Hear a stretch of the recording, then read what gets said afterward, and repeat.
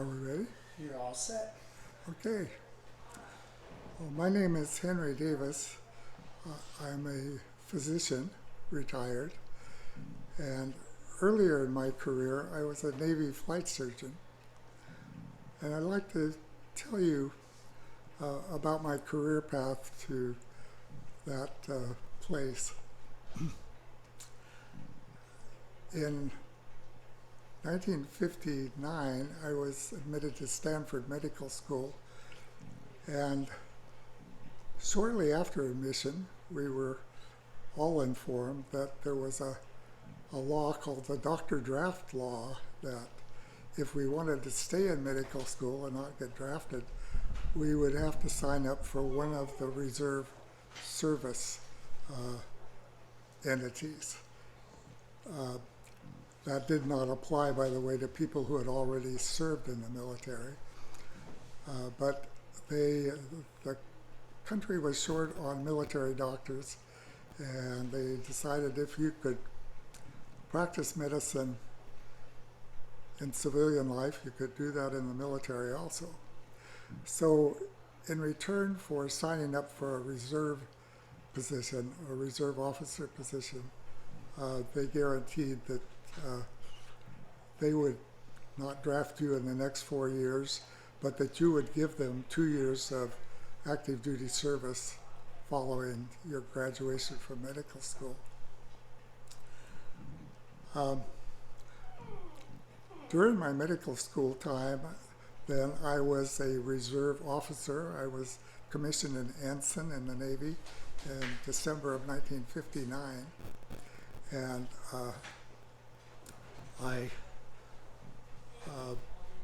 spent my summers of medical school working at a naval hospital, which was wonderful extra experience.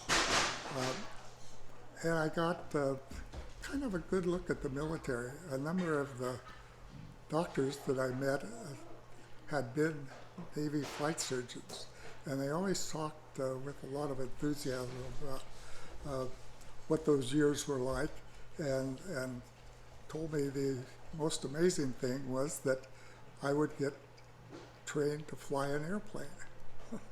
Well, that really appealed to me, especially after my next door neighbor in student housing, who was a Marine Reserve pilot, took me for 2 rides in a jet. I was sold on that had to be a good program. I did a Navy internship at Oakland Naval Hospital, and the Navy trained all of their interns in a rotating fashion. That is to say, we had experience in practically every specialty of medicine. They envisioned us as being the only doctor on a submarine or a surface ship, or working as a flight surgeon. So we did get a lot of hands-on experience. I did quite a few appendectomies, quite a few tonsillectomies, quite a few hernia repairs, lots of laceration repairs, and had a fairly good basis in orthopedics.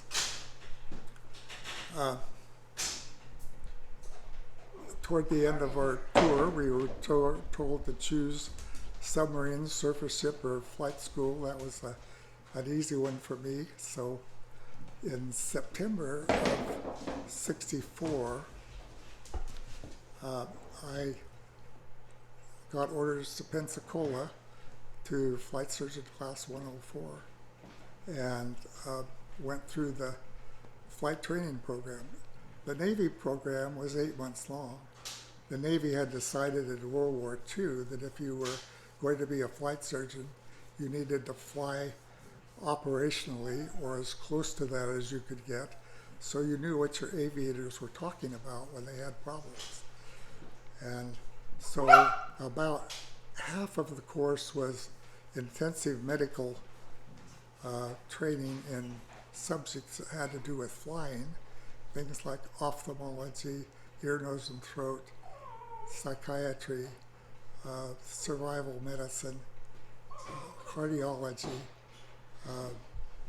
epidemiology, occupational medicine. Uh, we had formal classes, 4 hours in the morning, 1 hour for each subject. At the beginning of every class, they told us our duty position was going to be based on our position in the class, that we would have a choice. And so the pressure was always on. We had multi-choice tests every Friday on every subject that we'd been through that week. And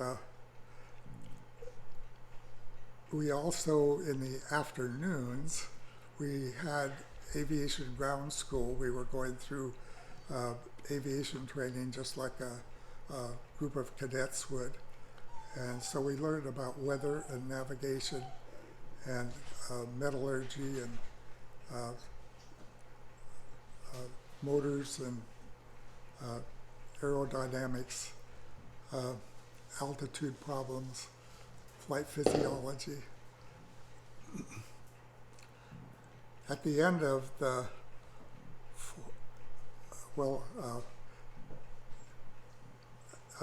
toward the February of that year, we began actual flying in airplanes. The instructor was in the front seat the first hop, and after that we were in the front seat of a two-place plane called the T-34. It was going to be a requirement that you solo to get your wings, and not everybody could do that, but most of us did. And after I soloed, I did a number of flights as first pilot in a solo pilot in the T-34, and I loved that airplane.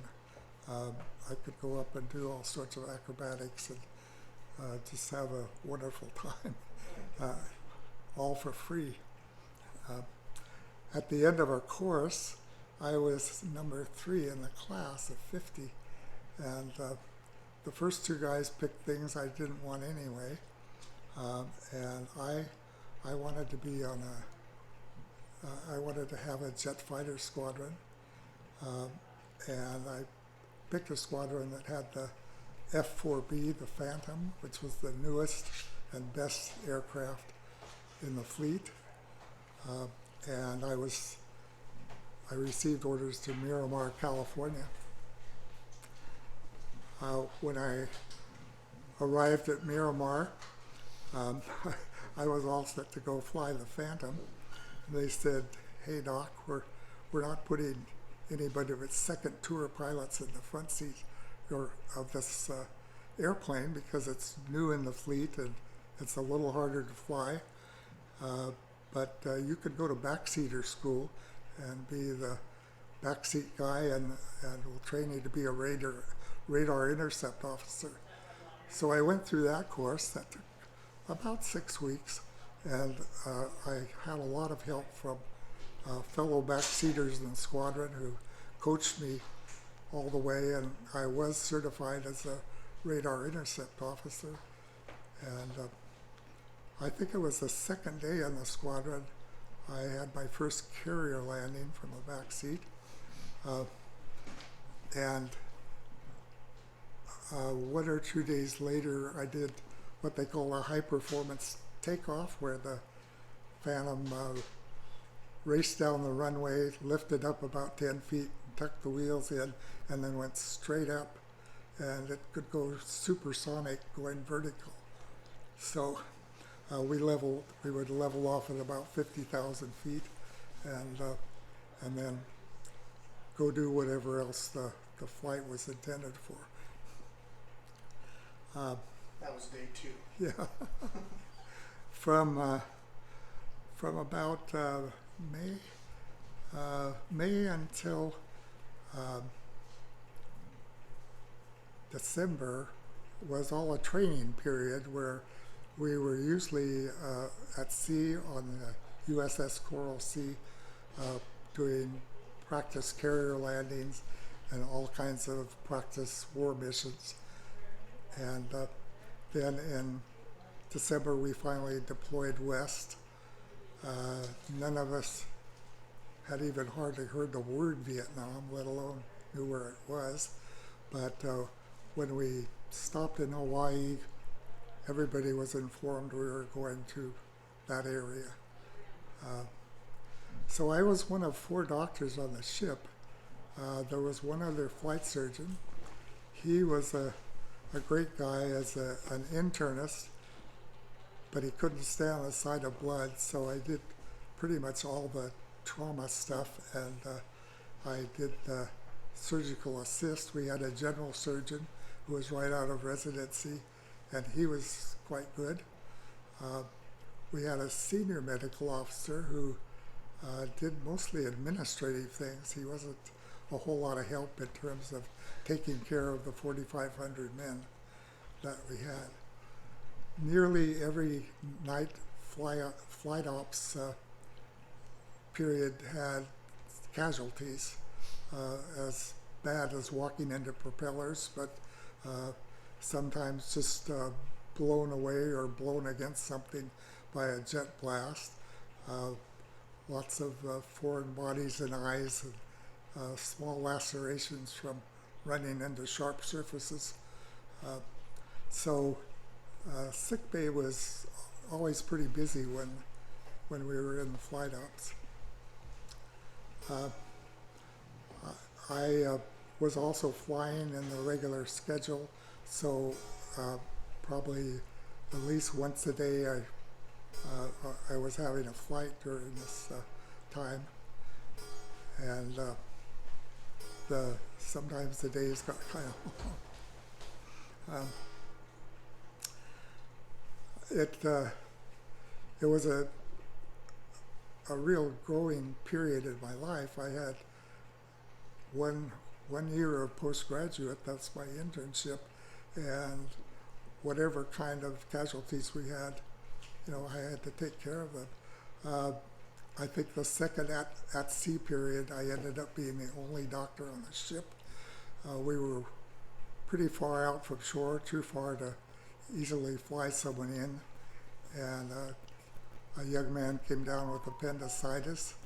I didn't have an anesthesiologist of any kind aboard, and I thought I could easily do him with a spinal anesthetic, which I could administer.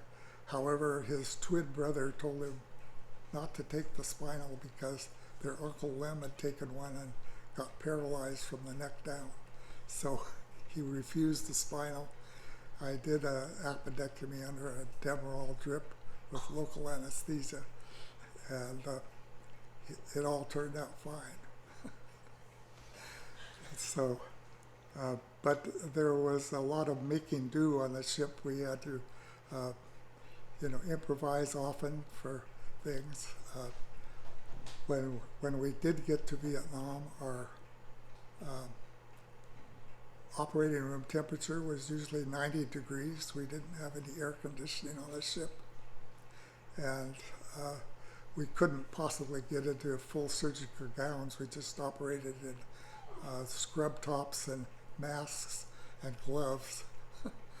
And I don't think we saw any infections. So we took care of some terrible fractures, some really bad flesh wound things, and all the other kinds of things you might see in a town of 5,000 people over an 11-month period. So once we could get people stabilized, we could fly them to the Philippines, but that was a 4.5-hour trip, and we usually tried to keep people on the ship. That was the wishes of the captain and the admiral. In the course of the 11-month cruise, I did 200 adult male circumcisions. None of those were elective. People would get a terrible jock itch, and then they would get an infection under the foreskin. and we would have to do what was called a dorsal slit and get everything healed up so it was at least semi clean and not infected, and then we would complete the operation.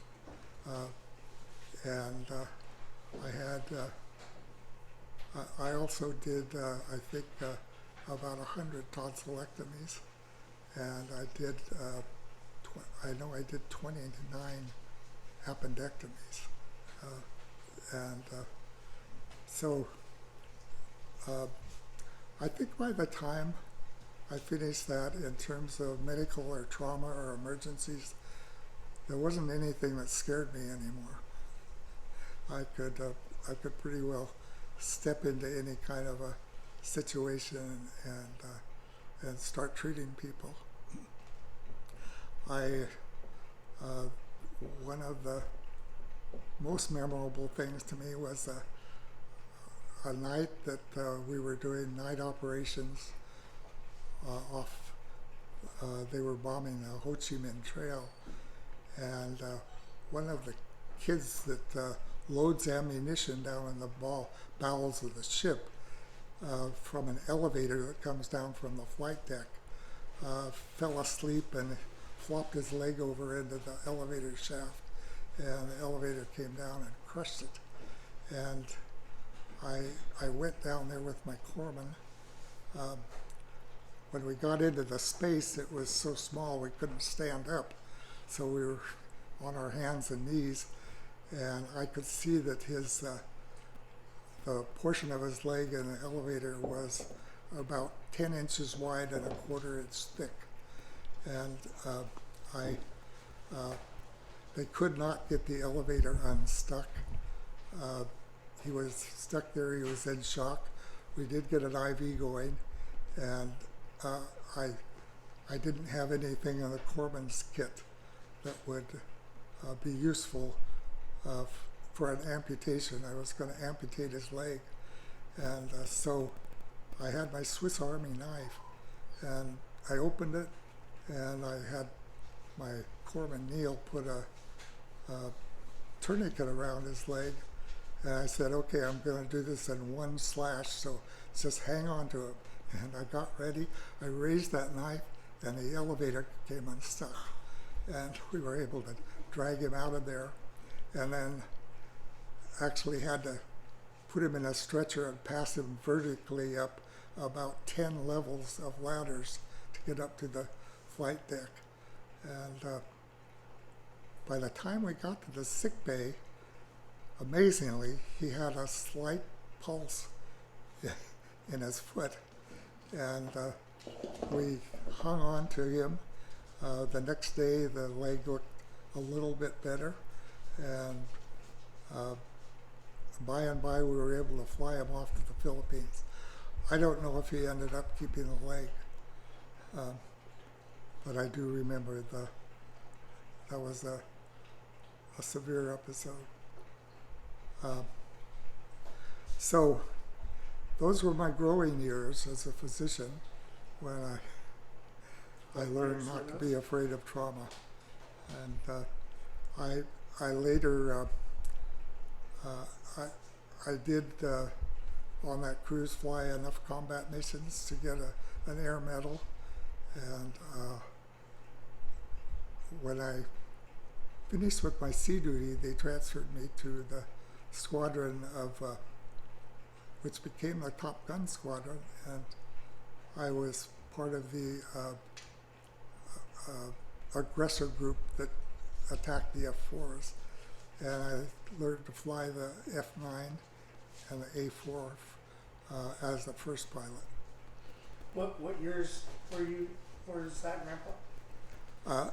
I was there from 66 to 68. They didn't yet call it the Top Gun School. It was just VF 126. And what years were you in Vietnam? I was in Vietnam in 65 and 66. I did 11 months on the Coral Sea and 4 months on the Constellation.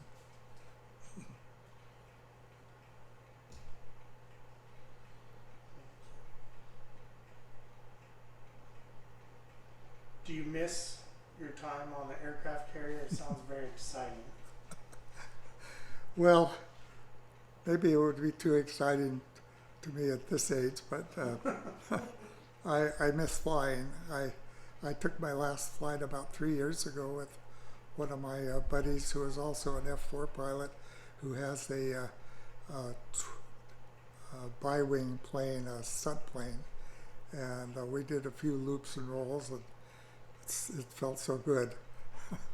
But that was my last flight. The flight museum and where Grandpa's got some memorabilia over there. Yes. You touched on early in med school how they said if you went in the Navy they needed a flight surgeon, that appealed to you because of the Marine reservists. When you first heard that, what helped you marry those two together? Well,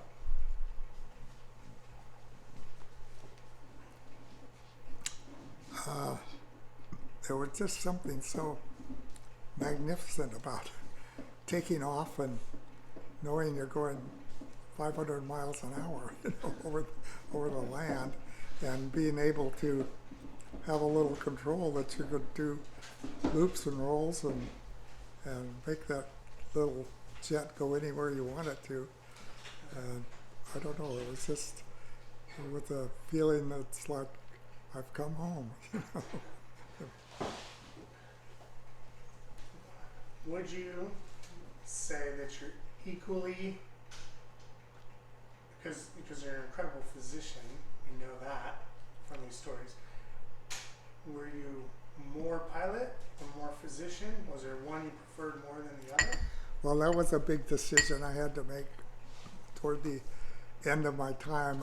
I toyed with the idea of going to full pilot training, which was available. But I had 6 kids then, and I thought I ought to look at something where I could make a little better living. And I knew I was falling a little behind in pediatrics and OB and some of the other disciplines that one needed for family practice. So I chose going into a family practice residency. But I would tell you one episode that I had at Top Gun School, and that was early on. They had a guy come that was like Maverick. Nobody could tell him anything. Wouldn't listen to what they said. He thought he knew it all. So the pilots got together. They got our best fighter tactician, put him in my back seat. I was in the front seat of a F9, and he was flying an F4, which is a far superior aircraft. And so we went out and had at it one-on-one, and with this guy's help, I don't think I'd have been able to do it myself, but with this guy's help, telling me what to do, we stuck on his tail. He couldn't shake us. And we shot him down about 6 times. And so when we got back home, we all went to the bar, and this guy finally came wandering in, just drenched in sweat. And he said, "Man, who was that on my tail?" He said, I couldn't get rid of the guy. And the pilots all gathered around him and said, "That was just our doc, you weenie.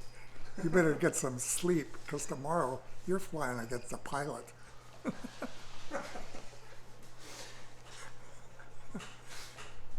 It can be safely said that and most that's people never attain excellence at any one job, and you did it at 2. 2 of the most kind of, yeah. incredible careers, 2 of the Yes. most difficult to tackle and become proficient in. Yeah, You did it in both. I've got to tell you, I enjoyed all of it. It was all a huge adventure. So what year did you go to residency? I entered the residency in, 19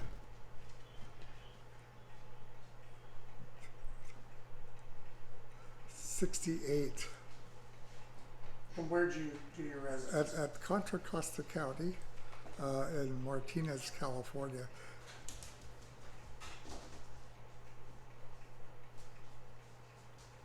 We'll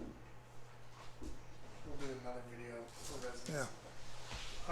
Do you have any other stories that you before we stop? Like kind of Gosh. like that fun one with the Top Gun. Yeah, well, when I got to after we came back from Vietnam and started the next training period, we went up to Fallon for weapons training, and then we got back on the ship. But we had a lot of new pilots because some of everybody kind of moved up a step and some moved on. So we had the pilots that were a concern were older guys who had not been in a jet, had been flying propeller aircraft for their proficiency flying, they called it, just to get flight pay. And they were being augmented into phantoms, which you have to think fast in. And so they recognized me as an experienced backseater by then. I probably had a couple hundred hours in the Phantom, and so they'd come to me and say, "Doc, we think this guy's a walking crash." He says, "Take him up and see what you think." So I would go up with this guy, and some of them were okay. They just needed a little talking on the landing and stuff like that to gentle them down. But there were a few that were pretty bad. I had to go to the skipper and say, "Don't fly him again," and take his wings because he was dangerous. I had one was a nighttime thing way off the California coast, and I was with this guy that made 3 of the worst passes ever. I mean, they were, I don't know how our landing gear stayed on the airplane. He landed, but he missed the cable 3 times. You usually only have enough fuel for 4 passes. And they had a tanker overhead, so I said, "Let's go up and get some gas." And so he got up there, but he couldn't get the probe to get the fuel into the basket that the tanker had. So we banged around that. It was banging all over my canopy and everything. And so we had enough for one more landing, and then we were going to have to punch out, and it was a dark and stormy night. And so I talked him all the way in, and he miraculously, I guess, caught a cable, and we stopped. And as soon as he parked the airplane, I leaped out of there straight to the skipper and said, "That guy's out of here." Never. Anybody should fly with him again. So those were some of the scary times. We'll take a break unless you have anything else you want. Yes, that'd be good. My voice is kind of trailing off here. I